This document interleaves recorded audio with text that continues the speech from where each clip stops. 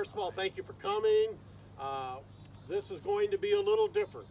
You're going to see things here you don't usually see at field days, and I want you to understand that I'm just nervous as hell. 'Cause for me to get in front of a bunch of people that know what they're doing and try to talk about something that they could do, that's my formula for nervous. So I will introduce our team here if I can find them. I won't use the word I used, the feature event, I won't use that other word that we talked about in the car, is Keith Burns, the owner of Green Cover Seeds in Nebraska. He pulled himself out of Husker Harvest Days to come here and talk to us. So that tells me something about my ability to schedule things on top of other stuff, but it also, it's a deep debt of gratitude I have for him because I know very little about what's going on here. He knows everything about what could be going on here. Graham, yep. Where's Graham? Come on up here, get closer. Graham is the landowner, known him for years, worked together, and his wife, we'll go into more introductions later. Who else? Where's my team? Lauren. Lauren has a plot similar to this up in West Union. Michael Cook here yet? Nope, haven't seen him. But anyhow, so we've got several replications of this, okay, all right. So, what do you expect today? And I'm gonna describe to you kind of how I view the world and how I operate, because it's a different view of the world. And I have a visual here. It's a calendar with a picture of a John Deere autonomous tractor. You've all seen the recent notices, right? Deere just bought a company that allegedly is good at autonomy. So, it's finally arrived. They've been talking about it, right? It's finally arrived. There was a time in my career, I had a 41-year career at Deere. Loved the place. They tolerated me. It was a mutually mutually abusive relationship, whatever. And it was great. Anyhow, loved it.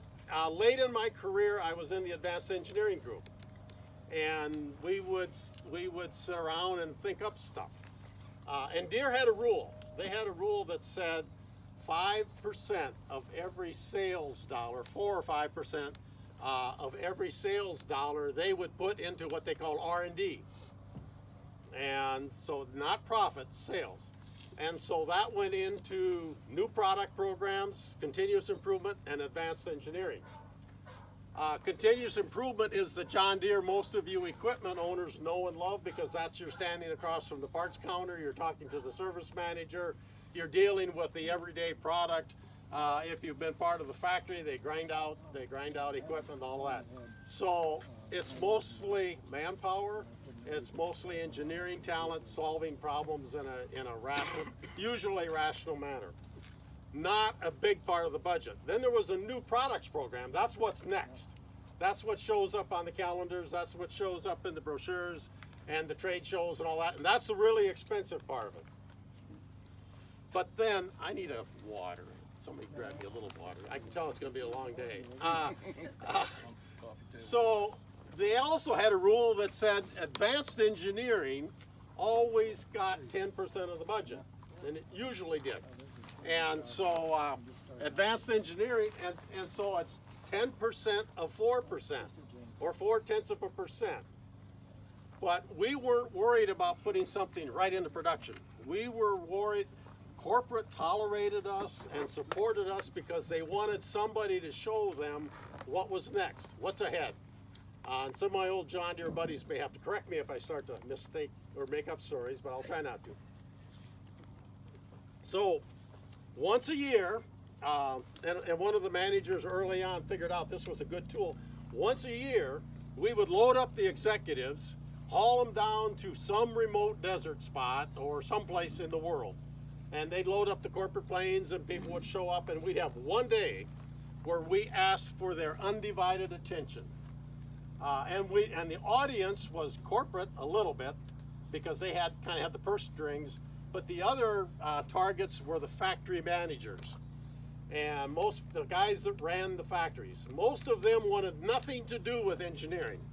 All it was is an expense.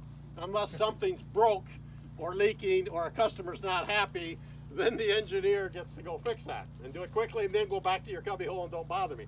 So most of the factory workers, factory managers, we would have to drag out to the desert and they'd look at this, and kind of shake their head. So we really had two audiences, the factory managers and the corporate types. So why do you care about this? So there was a time when we had a little tractor like this in the desert. The problem with this calendar is it's 2005. This little product was the cover girl on the 2005 John Deere calendar, which means that about 2003 or 4 is when we were running around in the desert with it. But it never happened, and for a whole bunch of reasons, all of them complex.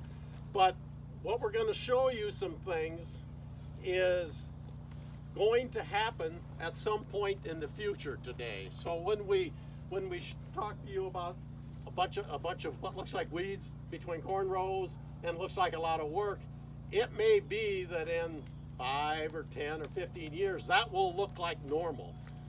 Unmanned tractors are not big news now because cars are doing it and all that sort of stuff. It's just a matter of time. People kind of accept that it's coming. That was pretty radical back in 2005. So do the math, that's about 15, 16 years. So as you're listening to what we're talking about today, ask yourself if in 15 years from now, this is normal. Am I getting a preview or a sneak look at what is coming? So that is different than what you usually get at a field day.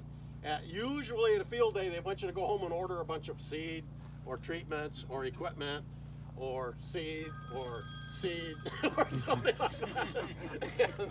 And so, but today we're not going to ask you to go home and do anything. We're just exposing you to some ideas that could come to pass. Now, I didn't mean for it to sound like whining. I guess one of my little stories is we sent our son to a military academy, and he got off the bus, and the first thing they said is, there are 3 responses from you: yes sir, no sir, and no excuse sir.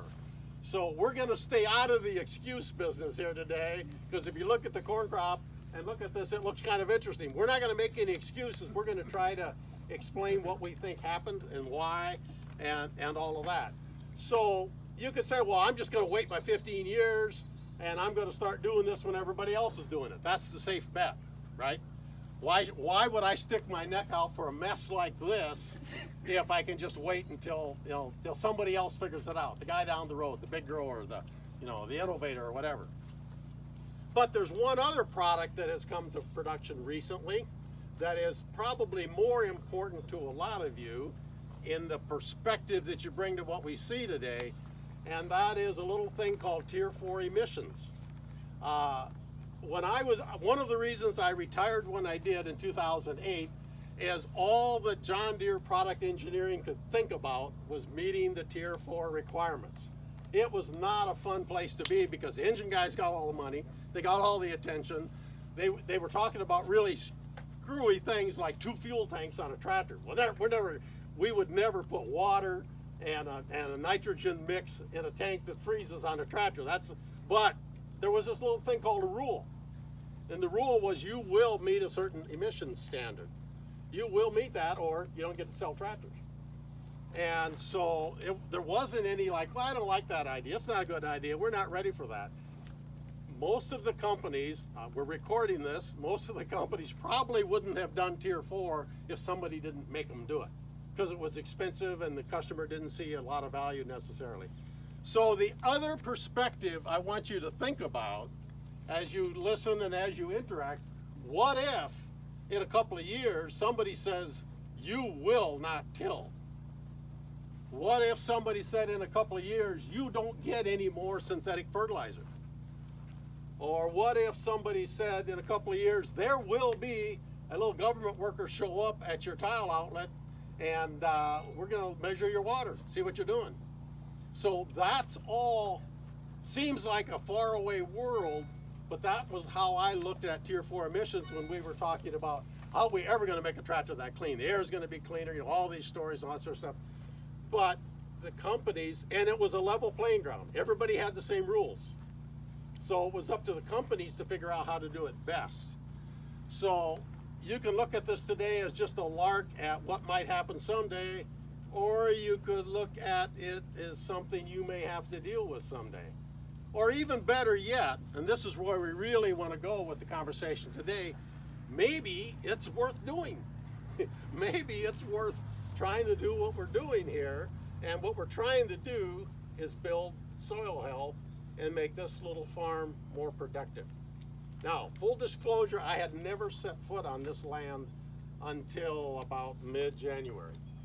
And the snow was about this deep. Well, we can do that, you know, it had been rented out. So I'm gonna let Graham Thompson talk through the history of this land, and most importantly, what he's trying to accomplish with it.